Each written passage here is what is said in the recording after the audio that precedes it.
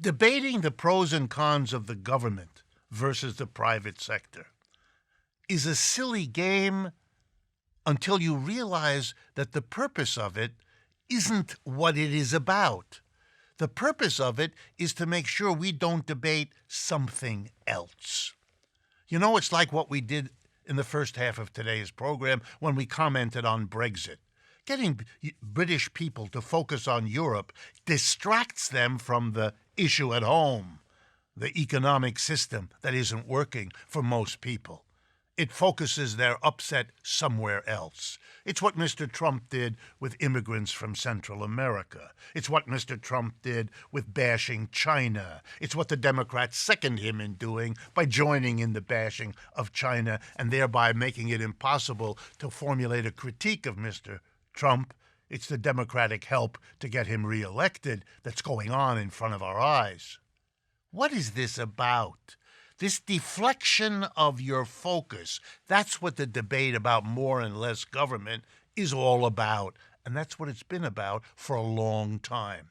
By debating more or less government, we're not debating whether the system of employer versus employee is the way we ought to organize the production of the goods and services we just depend on. Why do we have a tiny number of people making all the powerful decisions in a business rather than the workers democratically deciding?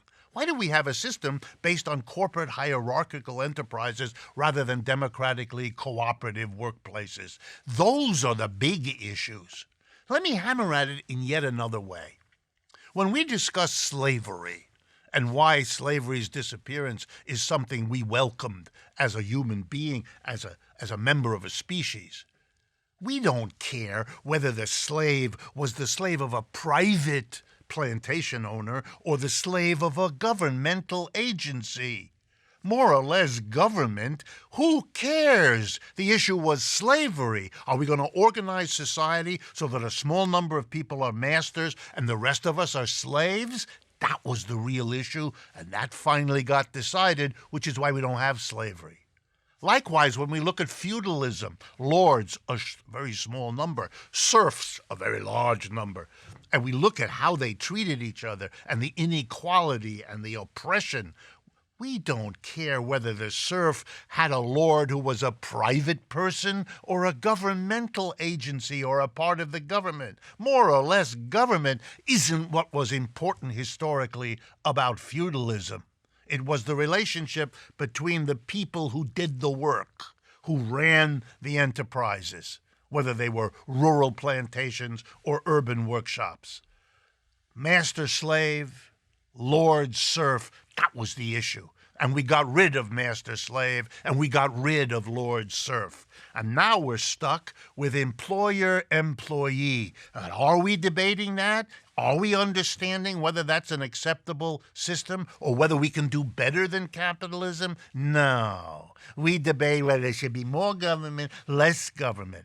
Some of us are so nutty, we imagine that more government is another system. You know, if someone had stood up in the United States and said having the government have slaves means we're not going to have slavery anymore, they would have been laughed out of the room.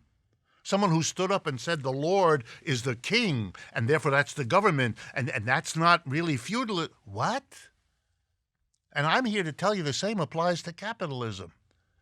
If the employer is a private business, you're still the employee. And if you lose your job and you go to work in the post office or somewhere else, you're still an employee. You still have an employer, but one of them has the title of a government official and the other one doesn't. What's interesting is not the uniform of the person who's telling you what to do. It doesn't matter whether it's a state or a private employer. The problem is it's an employer and you are an employee. The debate over more or less government is not about capitalism versus another system.